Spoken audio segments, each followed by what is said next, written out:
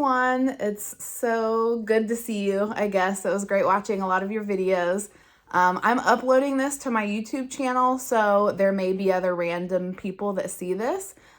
So for those random people, I'm making this video for my master's class and my conservation story. I, for whatever reason, was kind of nervous about making this video, but I tell my conservation story all of the time, actually in a lot of podcasts, but it gives me a lot more time to kind of tell my story with people asking me questions and kind of guiding me along. But like the rest of us, at least here in our class, or at least some of us, I was always interested in animals, but never knew that conservation or like the zoo field, which is what I'm currently in, was really a thing. Until I was already in college. I actually went to the zoo and met some people that worked there and kind of realized that it was a really cool job is what I thought. And then I went and changed my major before my senior year of college, and my first class was zoo science and management class, and that was when I actually really found out that it was a career. So that's how I got into it. And then being kind of in the zoo field and also switching over into the environment and natural resources school at Ohio State, I learned a lot about conservation. That was a lot of what our classes were, and learning about ecosystems. And that's when I had an even greater passion for conservation, when I really learned what it was. And so especially working in a zoo, you learn all about conservation with animals that we have here in the US and with animals all over the world, obviously, which is why people go to the zoo, is to see animals that they would a lot of times never be able to see in their life. So that's kind of, I guess, what got me into conservation.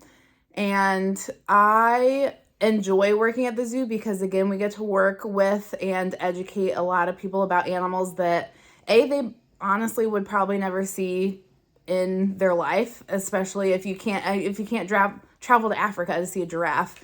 You would never really see them, or any other animals like a Szechuan takin that people have never heard of before. Or what's another animal I work with a binturong or a bear cat. People don't even think they're real animals. But when they see them, or in my case, I work with animal ambassadors, they get a much more up-close experience with them. And sometimes it can completely change someone's life, which is, I think, what happened with me when I was in college. I saw ambassador animals and it completely changed my life. And so we have the opportunity to educate these people about why, that these animals exist, B, why they're important, and what they're going through. If they suffer some sort of plight, a lot of times due to us or climate change or anything, which climate change is due to us as well. But we can open their mind to that. And you don't know who you're talking to. You don't know what adult you're talking to and what kind of money or what kind of reach they have. You don't know what child you're talking to and what they're going to grow up to be. They might now be obsessed with bear cats or obsessed with clouded leopards, and they're going to grow up and be the next Jane Goodall for clouded leopards or something like that and do something amazing for the species. So that's what I personally love about my job and my conservation story, is I get to be that bridge to the next step, which is really awesome. Because knowing about something, whether it's the animal or whatever, no matter what you're talking about, you have to know about it before you can care about it. Which that's actually one of my favorite quotes by, I don't want to say his name wrong. I probably am. Bubba Diome. In the end, we will conserve only what we love. We will love only what we understand, and we will understand only what we are taught. And that's one of my favorite quotes, and that is what I live by, and I love it. Because that's exactly where my line of work falls. But where does my conservation story end? I have no idea. So I know at least one other classmate, Austin, had mentioned something about, and Angelina had responded about, you have to keep an open mind, which I think is something that we all talked about our whole summer trip, our 10 days in Mexico in heaven. But yeah, you just have to go into everything with an open mind. And that's how I am. Like, I love this field, and I know I would never leave this field, or at least I would not be happy if I left this field and went into something else. But I don't know if I want to stay in the zoo world forever. I might want to get into field studies, which that really opened my eyes on our Earth expedition trip.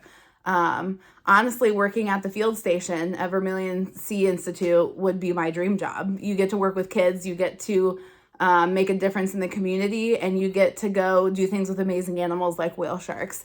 And you get to conserve those animals and educate people about them. So maybe one day I'll do something like that. And a lot of people ask me, why are you getting your master's? And I don't have an end goal. I think they all expect me to say, oh yeah, I'm going to get my master's to get a better job or to get paid more, or something like that. But that's not my end goal. I just want to do this to learn, because we're doing a lot of that to network. We're meeting so many amazing people. All of you are so amazing. And I am excited to see all of you again, because I'm sure at some point we'll all see each other. I know Ame's already talking about coming to Nashville here in the next couple of months. But yeah, it's just keep an open mind. I don't know what my end goal is. I don't know where I'm going to be. I could be at the Nashville Zoo forever. I don't know. Or I could move to Africa. Who knows? Which I'm about to go on a 2-week vacation and a 2-week safari in 2 weeks. So I'm super, super excited about that.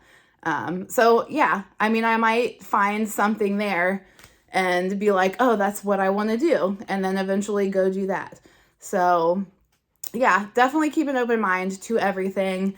The important thing that I always like to tell people at the end of any of my conservation story interviews or anything that I do with people, a lot of times they'll ask, me what my advice is. And I give several things. One of the things I always want to say, especially when it comes to conserving animals and their natural habitat, is just educate people. You, again, and educate yourself.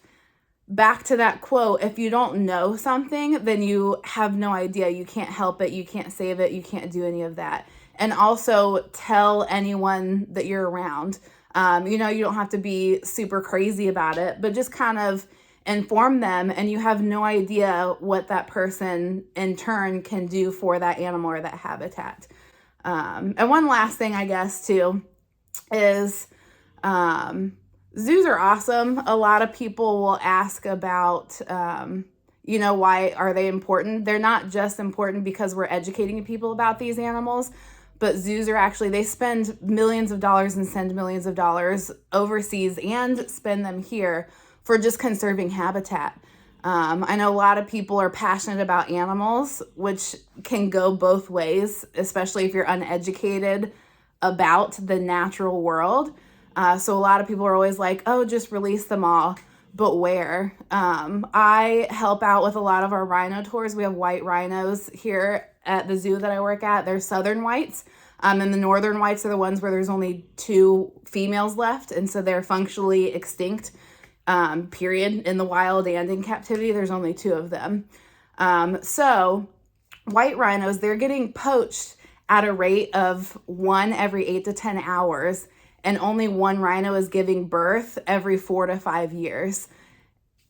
So why on earth would you ever release these rhinos for them to immediately get killed? It's not sustainable. They also have no land to release them in. So one of the things that zoos are doing is they're working so hard to not only educate people here in the U.S., if it's a zoo in the U.S., but educating people who live in the areas of those animals like the rhinos, and also spending millions of dollars to conserve the habitat that's left and to hopefully try to get more habitat. But I mean, we all know the state of the world, and there is just decreasing habitat. But yeah, so that's obviously something I'm passionate about. And that's, again, education is all you need. So I feel like I'm rambling now, so I will end it. Yeah, what a great semester. I'm sure I'll see you all soon. Bye, everybody.